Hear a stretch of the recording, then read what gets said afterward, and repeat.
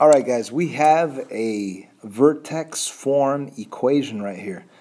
And one thing that we need to be able to do is to rewrite your vertex form in standard form, or also intercept form in a standard form. We need to be able to change all the equations from one form to another. So to change it from a vertex form to a standard form, it's pretty easy. All you have to do is do the binomial squared first, do the exponents first, and then multiply, and then add at the very end. So focusing in on the binomial x minus 3 times x minus 3, we'd actually have to write it twice, like this, and we'd have to distribute x times x is x squared, x times negative 3 is negative 3x, negative 3 times x is another negative 3x, negative 3 times negative 3 is positive 9. So, ladies and gentlemen, we would have the quadratic trinomial x squared minus 6x plus 9. Now, I'm going to put that in parentheses. Why? Because I'm going to take the outside 2, the a value of 2, and I'm going to bring it down and put it right there. And that will give me a 2 out in the front. And we also have the 1 that's over here that I need to put down at the end. So I'm going to put plus 1 at the end. Now it would have to distribute the 2 to each of the terms. So I'm going to take the 2 and go 2 times x squared, 2 times that, and 2 times that.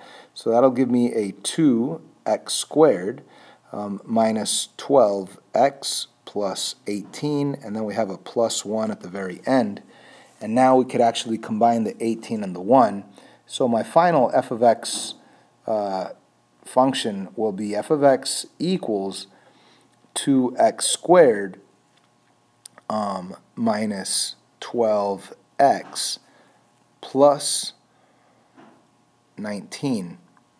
So what have we done? We've converted our vertex form into a standard form. What I'm going to do now is simply, wow, that's weird, that 2 didn't move with it. So there we go. We're just going to move this whole thing up. And now let's just focus in on this standard form equation. And imagine this, because it will be on the test. I'm going to ask you to rewrite the standard form equation in vertex form. Okay? So the very first thing you need to do is to think what vertex form is, which is y equals a parentheses x minus h squared plus k. And when you think about vertex form, you need to think, hey, that's a binomial squared. Where do I remember binomial squares from? From the completing the square method. So we need to complete the square on this f of x function. The thing is, it's going to be a little more challenging because it's not an equation that we're solving. And you'll understand in a little while what I'm talking about.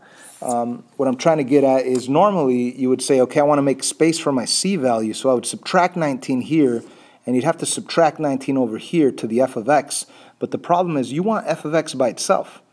So instead of subtracting 19 and subtracting 19, what I'm going to do is simply write it f of x equals, I'm just going to make space for it, 2x squared minus 12x with the space right here, and then plus 19, okay? Now, before we complete the square, what we have to do is recognize that we need the a value to be 1. So we don't want to divide everything by 2, because if we divide by 2, I mean, think about that, dividing that by 2 and dividing this by 2, that's not going to be good. So what I'm going to do is factor out a 2, okay? So I'm going to pull out the GCF of 2. Now I know what you're thinking, hey, 19 doesn't work. Yeah, but let's just focus in on this right here. Pull out a 2, what are we going to have left? We're going to have an x squared minus 6x. And you know what, let me make a little more space here. And that way I could have my blank spot right in there, okay? And I still have the plus 19 that's on the outside. Okay. Now the question is this: if I complete the square, now that my a value is 1, at least inside the parentheses, what am I going to be adding right here? What's my perfect c value going to be?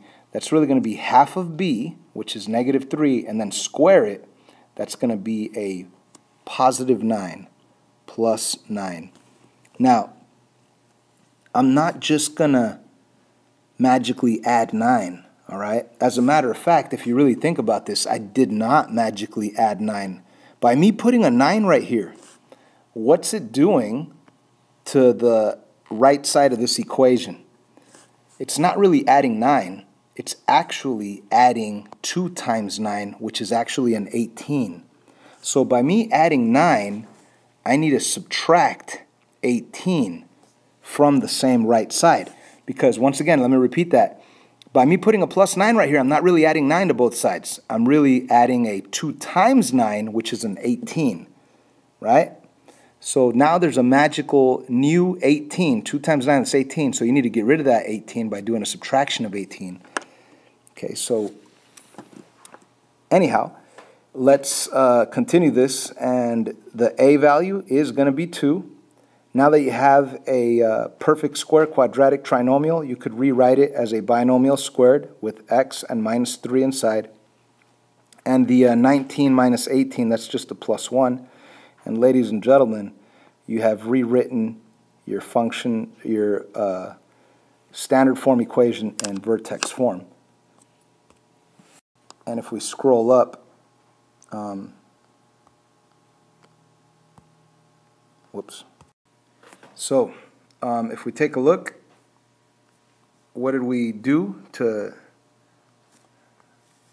explain everything we just did? We took the vertex form, wrote it in standard form, then we took the standard form and rewrote it back to the vertex form above, which is 2 parentheses x minus 3 to the second power plus 1. That's exactly what we have, 2 parentheses x minus 3 to the second power plus 1. So I hope you guys now understand how to change a vertex form to a standard form, and even backwards, a standard form to a vertex form using the complete and the square method.